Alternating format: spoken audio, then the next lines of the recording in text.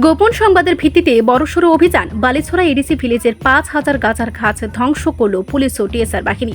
গোপন সংবাদের ভিত্তিতে রবিবার সকালে উত্তর ত্রিপুরা জেলার চুরাইবাড়ি থানা এলাকার বালিছড়া এডিসি ভিলেজের কাটুয়াছড়া 2 নম্বর ওয়ার্ডে পরিচালিত হয় এক বিশেষ অভিযান। মহকুমা পুলিশ আধিকারিকের নেতৃত্বে পরিচালিত এই অভিযানে অংশ নেয় বিশাল পুলিশ ও টিএসআর বাহিনী। অভিযানের সময় বিস্তীর্ণ পাহাড়ি জমি জুড়ে ছড়িয়ে থাকা প্রায় 5,000টি গাছের গাছ ধ্বংস করে দেয় পুলিশ ও টিএসআর সদস্যরা। পুলিশ সূত্রে জানা গেছে, দীর্ঘদিন ধরে ওই এলাকায় বেআইনিভাবে গাঁজা চাষের ব্যবসা চালিয়ে আসছিল কয়েকজন স্থানীয় ব্যক্তি। স্থানীয় বাসিন্দাদের অভিযোগ, এই অবৈধ কার্যকলাপের পেছনে এক প্রভাবশালী ব্যক্তির মদত থাকায় এতদিন পর্যন্ত প্রশাসনের কার্যকর কোনো ব্যবস্থা নেওয়া সম্ভব হয়নি। অবশেষে গোপন তথ্যের ভিত্তিতে কঠোর পদক্ষেপ গ্রহণ করে পুলিশ। অভিযানে উপস্থিত মহকুমা পুলিশ আধিকারিক জানান, এই ধরনের অবৈধ গাঁজা চাষের বিরুদ্ধে পুলিশি অভিযান অব্যাহত থাকবে। সমাজে নেশা ও অপরাধ মূলক কর্মকাণ্ডের শিকড় উপড়ে ফেলার লক্ষ্যে প্রশাসন দৃঢ় প্রতিজ্ঞ।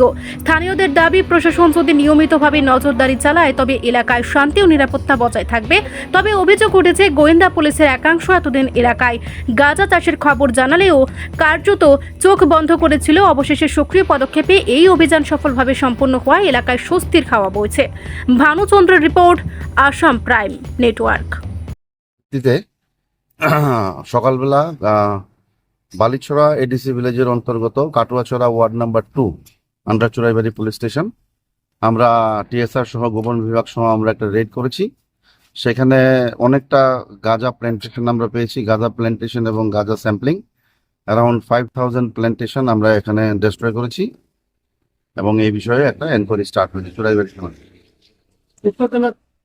উত্তর জেলাতে এই প্রথম না দ্বিতীয় সেটা আমি জানি না, কিন্তু আমরা এই বছর প্রথম আমরা এইভাবে করেছি এবং আগামী দিনে যদি আমাদের কাছে কোনো ইনফরমেশন আসে তাহলে আমরা স্ট্রিক্ট অ্যাকশন নেব তাদের বিরুদ্ধে। পাওয়া যায়নি, ডেজার্টেড প্লেস, এটা একটা পাহাড়ের উপর একটা বিস্তীর্ণ এরিয়াতে গাঁজা প্ল্যান্টেশন করছিল।